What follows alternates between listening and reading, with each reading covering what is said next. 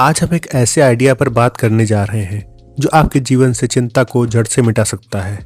यह आइडिया उतना ही पुराना है जितना समय, लेकिन उतना ही प्रैक्टिकल जितना आज सुबह की आपकी कॉफ़ी। शुरुआत एक छोटे से सीन से करते हैं। कल्पना कीजिए कि आप एक बड़े जहाज में यात्रा कर रहे हैं और आपके सामने एक इंजीनियर खड़ा है। यह इंजीनियर आपको बताता है कि इस जहाज़ को इस तरीके से डिज़ाइन किया गया है कि इसमें कई वाटर टाइट कंपार्टमेंट्स हैं। अगर एक कंपार्टमेंट में पानी भर भी जाए तो जहाज़ डूबता नहीं है, क्योंकि बाकी के दरवाजे कसकर बंद हो जाते हैं। आपकी ज़िंदगी का जहाज़ भी बिल्कुल ऐसा ही है और चिंता ठीक उस कंपार्टमेंट में भर रहे पानी की तरह है। हम में से ज़्यादातर लोग क्या करते हैं? हम कल की गलतियां और परसों के डर से अपनी ज़िंदगी के हर कंपार्टमेंट को खुला छोड़ देते हैं। हम आज बैठे हैं, लेकिन हमारा दिमाग या तो पिछले हफ्ते के रिग्रेट में कि काश मैंने वो ना कहा होता, या अगले महीने आने वाले स्ट्रेस, अगर मैं फेल हो गया तो क्या होगा, मैं फंसा हुआ है। क्या आप कभी कभी सोचते हैं, क्या मैं सच में आज ही जी रहा हूँ या बस कल और परसों की चिंता का बोझ उठा रहा हूँ? डेल कार्नेगी ने इसी समस्या का समाधान दिया है। Live in day tight compartments, यानी अपनी जीवन को बंद हिस्सों में बांट दो, बंद कंपार्टमेंट्स में बांट दो। तो क्या इसका ये मतलब है कि हमें भविष्य की प्लानिंग छोड़ देनी चाहिए? बिल्कुल नहीं। यहाँ पर हमें डॉक्टर सर विलियम ऑल्सर का मेंटल मॉडल याद रखना होगा।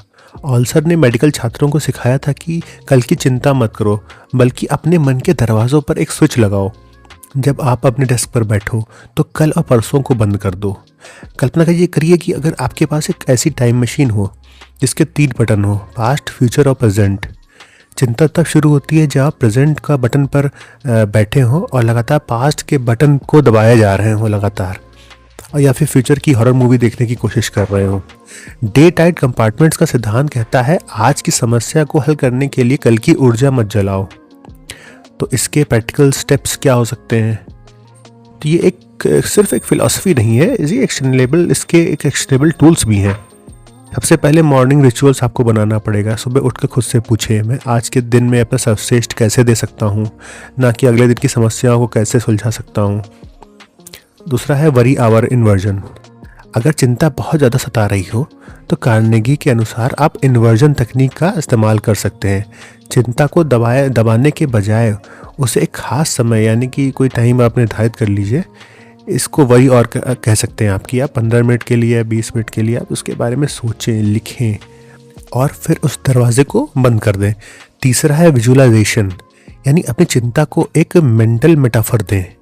क्या वह एक भारी बैग है और वह एक पुराना अखबार है? कल्पना करें कि आप उस बैग को आज के कंपार्टमेंट के बाहर रख के आते हैं और दरवाज़ा मजबूती से बंद कर देते हैं।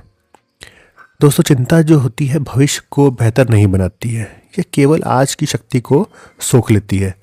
ये उस किसान की तरह है जिसने बारिश की चिंता में बीज बोना ही छोड़ दिया।